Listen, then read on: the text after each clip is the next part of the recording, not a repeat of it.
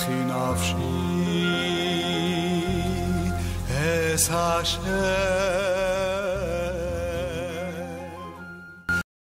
Today, page 65 in Tractate Shabbat, continuing the halachot of Shabbat, particularly caring on Shabbat. We're also going to discuss Hilchot Sniut, several guidance and traditions and halachot in regards to law of modesty. Uvemoch be'ozna, the two lines from the top of page 65. We learn in the Mishnah that a woman may go out on Shabbat with a cloth that is in her ear.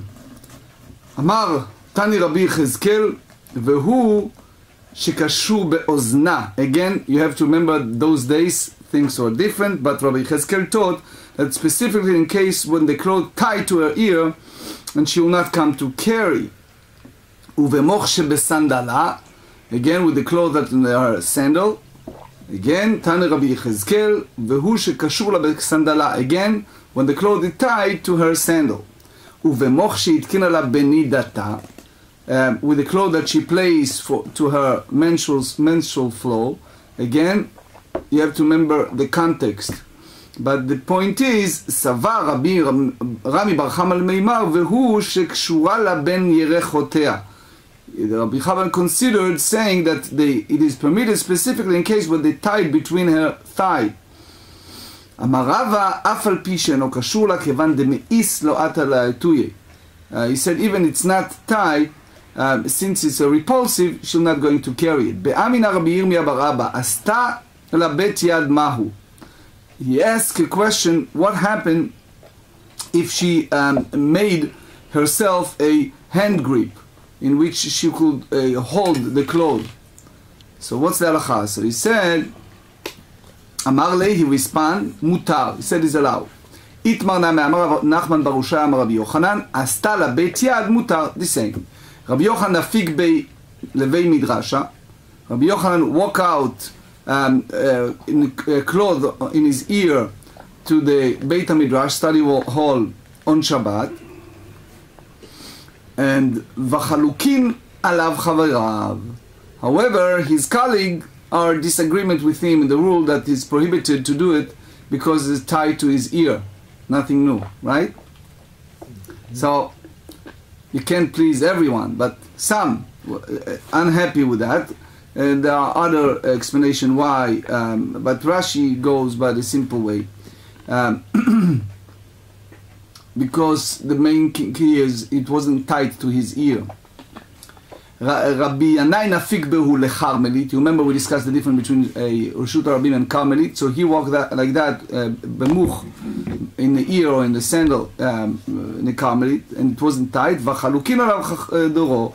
And the sages of the generation disagree with him. So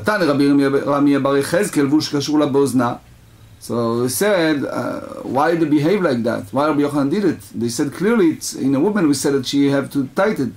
So why he did it? So he said it's different in a level that they tighten it. He said it's not difficult. Where it was taught that certain sages went out with the cloth is in a case where they stuck tightly in their ear. Let me ask, if I could, a question about tying it to the ear. Yeah. Now, is this something then because of tying would be a problem on Shabbat, so it should be done before Shabbat? The wad should be tied to the ear before Shabbat because would tying it to the ear on Shabbat be a problem because of tying with knots? That's exactly what the Ritva said. The Ritva hold. Sorry, I didn't know. No, he hold that that's the reason why they but not everyone goes like that. Ritva said that usually muhkin, this type of thing wasn't tight. So therefore that's the whole story. But not everyone goes like that. There are those who say that it because he did it on purpose. He wants to do it to show the differentiation between Carmelit and Reshut HaYachid. So he was proving a point by going out with it? Is that, right. Yeah, okay. Some say like that's the Vilna Gaon hold. The others like Rabbeinu Chaim, Rabbeinu Alevi hold it. Korban Natan Rosh hold it. But again, it's not so clear what he has in his agenda for doing that. He just did it, the way that he walk, or he wants to make a statement. Next, בפלפל ובגלגל מלח. The woman go out with the pepper or the grain of salt in her mouth. What is the point? פלפל ריח הפה, גלגל מלח לדור שני. Why we bother? So he said, women are very sensitive to that. So he said that pilpel, they have an issue, they want to prevent a mouth odor, and the grain of salt to treat a toothache. Especially remember, it's a different historical context, so it's clarified. וכל דבר שנותן לתוך פיה, זנגלווילה, אינה מדרצונה. So they say that she can go out anything that she put in her mouth in advance. So for example, zanjabil or zanjavila, which is ginger in nowadays, and so if you go to a Whole Food store, you see so many different. So it's not clear which one they're talking about. You go for Yemenite Jews, they have a ginger that they put it in a tea, and they leave you up all night if you drink it. Versus you have ginger that is very bitter. They have ginger that they made it as a tea. It's so many different. The Chinese, the Japanese, etc. Anyway, darzona is like a cinnamon. So again, if she put it in advance, it's not an issue. So it's not considering as a burden. It's considered like the same as ornament, like tachshit. Shen totevet, shen shel zahav, which means if she go with the fourth tooth and a gold tooth. So Rabbi matir v'chachamim osrim. Rabbi allowed, and the sages disagreed. Remember Yosef, the Russians. You have those who go with jewelry in their mouth. You know. No grills allowed. No grill. Rabbi Zera Loshanu. Rabbi Zera said that what's they taught. The dispute with regard to a gold tooth, it's Ela Shel Zahav, specifically because most probably in those days gold tooth were more valuable. I know. Some carry, Well, nowadays you go, you see someone laughing when they see the gold or diamonds. Yeah, but silver's okay. Go the other way. What? But silver's okay. Silver's okay. Yeah, the time is different. It's not gold, so wear a silver grill, not a gold grill. Yeah. אבל בשל כסף דברי הכל מותר, silver it's fine. תנינה מאחי. בשל כסף ודברי הכל מותר. של זהב רב מטר וחלום מסרים, the opposite. One said that the silver, it's everyone says it's fine, and the Rabbi allow, and the sages disagree. אמר בעבר רבי אליעזר רבי שמעון אלעזר, כולו סבירה לו, דכל מי בן דמגניה בו, לא עטלה תויה. He said anything that come to remove it, to show it, because either makes, they hold that anything that makes her unappealing, so when she removed, she will not come to remove it to show it to others. So therefore, it's permitted to go out with, because she's not going to put it out and show. Or in the case of George Washington, wooden teeth would be okay too. His were apparently wooden, so. Yeah, wooden teeth. Yeah. Rabbi Hada Amaran. George Washington. Yeah. Rabbi, the opinion of Rabbi Yehuda Nasi is that which we stated. Rabbi Eliezer, the Tanya. Rabbi Eliezer is taught in the Braita the way that we learn, which is Rabbi Eliezer. פותר, דתניא רבי אליעזר פותר בחובלת ובצלוחית של פלטיון. רבי אליעזר exempt a woman to end out with a bundle of fragrant herb and with flask of balsam oil, since the woman whose odor is fuel does not remove and show it a bundle to others. So that's the idea. רבי שמעון אלעזר דתניא, כלל אמר רבי שמעון אלעזר, כל שהוא למטה מן הסבכה, any ornament that, this is a principle that were beneath the net. So he said, Yotzabo. She can go out with it. But if it's anything that is worn over the net, which means an ornament that a woman may go out with it, so since there is a concern that she will move it to carry it, so she cannot go out in the public domain. So now you see that the three conditions, that as long as she is something that is embarrassing, she's not going to show it to her friends, so she can go ahead and allow to carry it in the public domain. Mishna. Other thing the Mishna wants to tell us what women are allowed to carry on Shabbat. Yotz'a בסלע שלה צינית. Women may go out with the sela coin that was tied in the wood on her foot. והבנות קטנות יוצאות בחוטין ואפילו בקסמים שבאוזניהם. Little girl, young girl may go out with a string and even with wood chips that they are hole in the ear so that the hole is not sealed. young girl will have their ear pierced, but earring were not placed in the ears until they were older. Arviyot yotzot ra'ulot, Jewish women in Arab countries may go out veiled, with a scarf covering their face. And they said, Umadiyot prufot, and the Jewish women in Madai may go out with cloak fastened, V'chol adam, and any person may go, permitted to go out on Shabbat clothed in that way. Ela shedibu chachamim ba'ovi. However, the sages speak in the present, addressing prevalent situation. Poferet ala even. A woman may fasten her cloth on a stone by inserting a small stone and wrapping a cloth around it. Ve'ala egos, and likewise go out with a coin. ובלבד, as long, ובלבד שלא תרפרוף לכתחילה בשבת. It's a condition that she's not fasten her clothes with them on Shabbat לכתחילה. So now, Rashi said that later, it seems to imply in the Mishnah that that is what the prevailing custom that where they live would be acceptable essentially on Shabbat, yes, in general. Yes, yes. My tzinit, the Gemara said, bat ar'a. What is the tzinit the Mishnah mentioned? He said that it applied to a wound on the sole of her foot. Umayshna sela. So what's the difference with the sela? That they tied it on their wound. If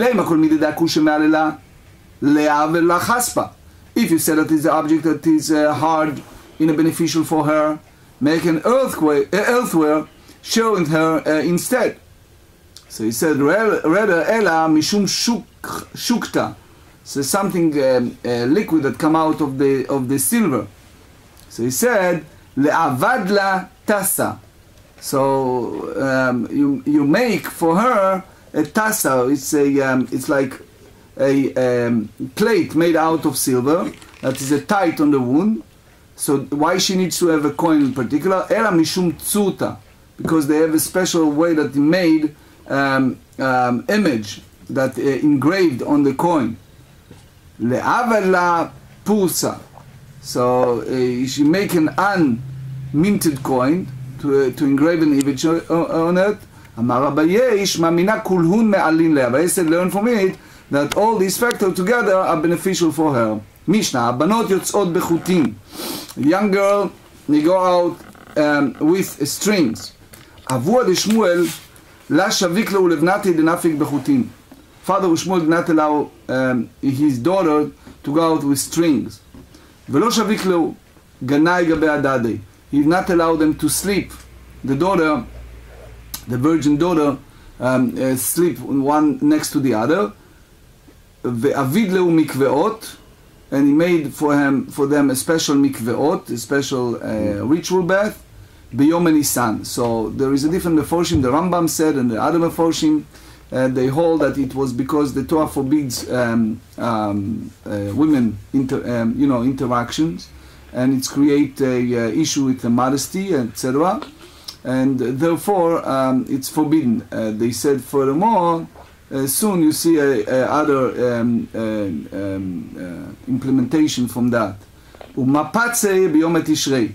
So he made in the Euphrates river in the days of Tishrei. Since the water was shallow and the rivers muddy, he placed mat on the rivers so they could immerse without getting dirty. Lo shavik lo bechutin v'natnan banot yotzot bechutin. So now the before correction, he did not allow them to go with a string. Didn't we learn that the girl may go out with string? It says no, in the daughter of Shmuel, they were colorful ones. So they are concerned that because the string were beautiful, they will come to remove it to show it to others to carry it in the public domain. He not allowed them to sleep, to lie next to each other, next to one another. Why? So he said, so Ravuna said that women that rub against one another, which is motivated by sexual desire, So that's basically on the GEMARA in Yevamot 76, what Tosfot said also in the Bo Matchil Ben Solelot. So they said, Psulot lekehuna. They are disqualified to marrying a priesthood. So the Tosfot hold that the act rendered the woman like a zonah, like a prostitute. It's a prohibited for a priest to marry her. Now, you may say, but wait, you're talking about the high priest. Basically, high priest is not allowed to marry a woman that is not virgin. So here, there is a big question if he made it for everyone or he made it just specifically for him. But basically, Aruch Laner and Ritva and others hold that that's apply also to a regular Kohen. And even the time of Avua de Shmuel, that it wasn't the time of it was after the destruction of the second temple, and it wasn't anything to do with a high priest, but he wants to safeguard his daughter because it's inappropriate. So he said, Lo. So the reason is because it's not because he's concerned that they come to that behavior, it's because Savar ki lo leifan gufa nochra. He doesn't want them to become accustomed to sleeping with foreign body, which will stimulate a sexual desire. So again, the Rambam and Shulchan Aruch, they don't hold like Ravuna, and they did allow for a high priest to go with this type of woman, but the only reason it's they said in the book of Vayikra in Leviticus 18, you should not behave the way that the Egyptian did. Anyway, so you see here a different approach to that, but the main key of this discussion is the Tractate Yevamot, page 60 and 76. The third thing that Hanhaga, the way that he did, he says, "Ve'avidlu mikveh biyomei Nisan." He made a ritual bed for them in the days of Nisan. Mesaya lel Rav damar Rav mat mitra b'ma'arava. Rav said when you see a rain falls in the west, which is applied to Eretz Israel, that is a west to Babylon, sahadda rabba perat. It's a great reason attesting that the fact that it's go to the Euphorius, which means that the water flow in the European increases after the rainy season, which means there's a direct connection, not only spiritual but physical connection between Eretz Israel and Babylon. Savar, Shema Yirbu Anutfin ala Zochalim. Here we have a discussion in regard to mikveh. So we said that there is a different mikveh, we discussed it many times, between water that it's a flowing spring water versus the water that's standing. Basically, in order to make mikveh correct and kosher, the water has to move, constantly move. And that's the reason you have different category. You see the Chabad mikvehot and other mikvehot, it's different category, one at the top of the other, one on the side of the other, etc. So he basically was concerned that in those days of Nisan, that it's the end of the rainy season, and that time all this river coming out of the winter water, and all this melting of the snow that come out of the mountain, so the rainy water will be more than the river water, and therefore they basically in halacha they annul them, and it's considering now a basically kosher mikveh. That but the problem is that since the water are not moving, so it's considering zochalim, and if it's zochalim, he prepare a mikveot for them to tovel, to duck in that season. He not allow them to go to the Euphorian river, because he hold that that water are zochalim. So basically he dig something in the around his place that collected rainy water, or another option that Rashi said that he just made it close to that river, so you have the connection, the hashaka, the water from one mikveh to another. In that sense, so they'll be able to toivel, to go in the mikveh that the water are running water. Ufliga de Shmuel. So that's he disagree with Shmuel. Amar Shmuel nahara mikeifei mi'evorach. He said that the river is blessed from its river's bed. That's the Geonim hold, which means he come from his so the roots from the additional river is not rainfall, but rather from the original slaim, the stone sources. Upliga didei adidei. So basically, in a way, disagree what he said earlier or contradicted. אמר שמואל אין המים מטהרים בשעה שזוחלים אלא מהפרת ביומי תשרי בלבד. He said that the water purifies when flowing only when the infuriates during the days of Tishrei alone. Since rain does not fall in the summer, only then it's clear that the water is in fact river water. Then the Mishnah said, Porefet ala even. So they said that woman may fasten her clothes on a stone and on a knot and on a coin as long as she does not fasten her clothes with this type lechatchila on Shabbat. V'amar isha porefet. He said at the beginning that she can do it. Amar Abaye seifa atan lematbea. He said that Abaye hold that the letter clause in the Mishnah will arrive in the case of the coin. One of the examples cited in the Mishnah. So it's basically the halacha is different because a coin is set aside for use on Shabbat. One might conclude it may be used at all. So it's only prohibited to fasten clothes on a coin on Shabbat itself. Isha ma'u shetarim v'tifrom ala egoz. He asked, what's the halacha if a woman may employ artifice to circumvent the halacha and fasten her garment on a knot in order to take a knot out in a permissible fashion. להוציא לבנה קטן בשבת, for a young child, the public domain on Shabbat. So he said, תיבאי למאן דאמר מרימים בדלקה, ותיבאי למאן דאמר אין מרימים בדלקה. It's a problem for both. For the one who hold that the one who say employ artifice, and one who said that you cannot. תיבאי למאן דאמר מרימים בדלקה. The one who said that may employ artifice. So when there is a fire on Shabbat, as the cases permitted, hatamu delo sharlei de'atele kabuye, because he is going to extinguish the fire in order to save his wealth. But here, if you don't allow her to do it with a knot, lo atele apuke. So she is not going to carry it in the public domain because she doesn't need it. So maybe you said it not allow, or dilma, or the other way. Even the one who said en marimim belekai should not do it in time of fire. Hatam derech hotzah bekach. Over there is that's the way they do it. But he said avalacha en derech hotzah bekach imashafir dami.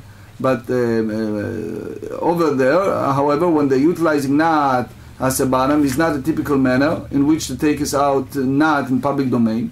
Since no Torah prohibition is violating by doing, say maybe it's okay. So the GEMARA concluded, Teiku. Teiku, it means it's unresolved, and we explained many times. Teiku meaning Tishbi Yetaretz Kushiyot Vibat, which means when Mashiach Mitzvah will come, he will explain to us what's the. So if you want to know what's the practical halacha, you have to see the Shulchan Aruch Halachaim Shin Gimel, which we're going to discuss soon. Also the Rosh and Korban Netanel. Halachot. First is the gold tooth, Shen Shel Zahav. So the Rambam, Hilchot Shabbat 19 said, it is prohibited to go out into a public domain on Shabbat with a removable gold tooth.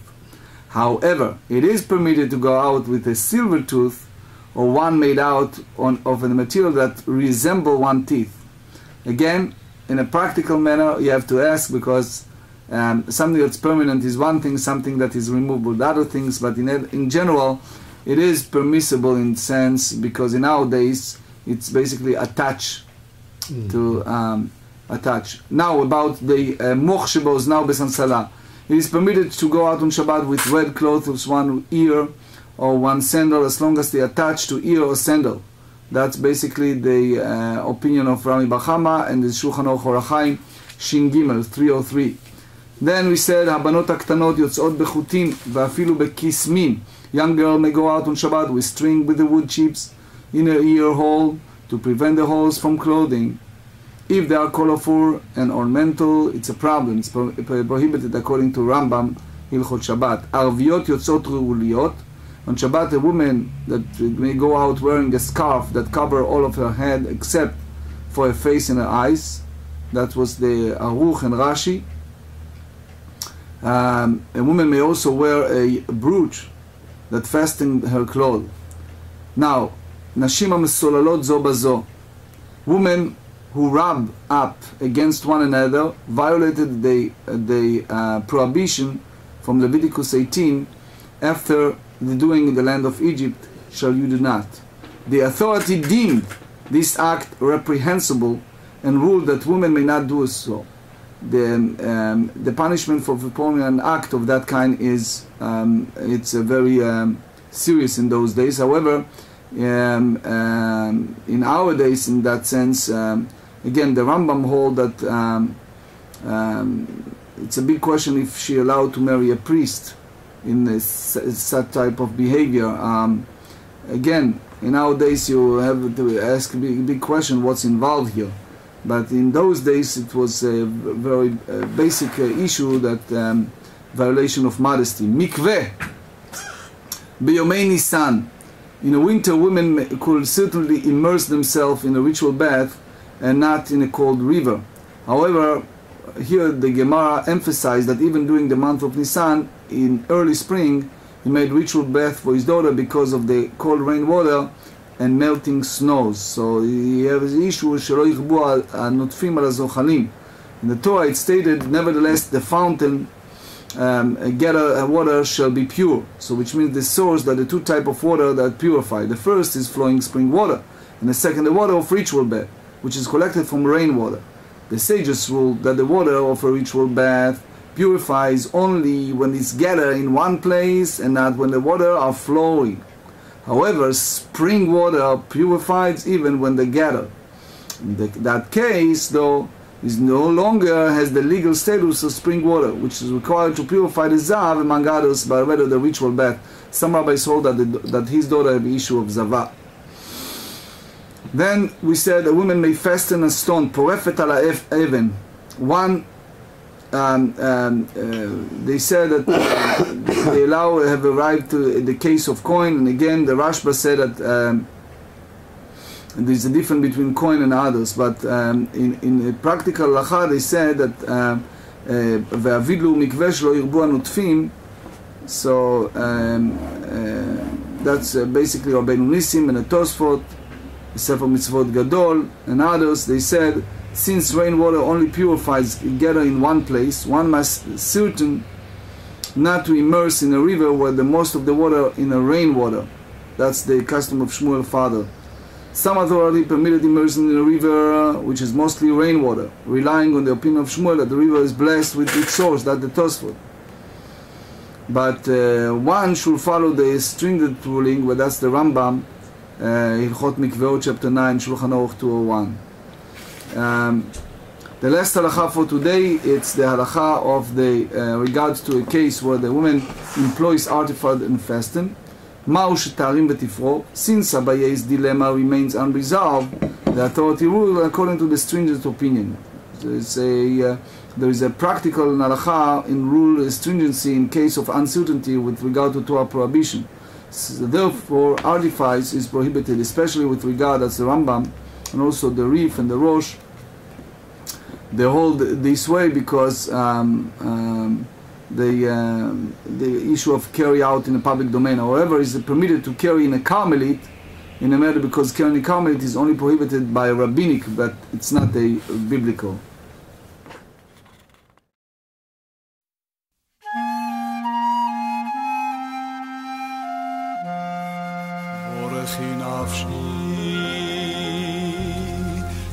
Es Hashem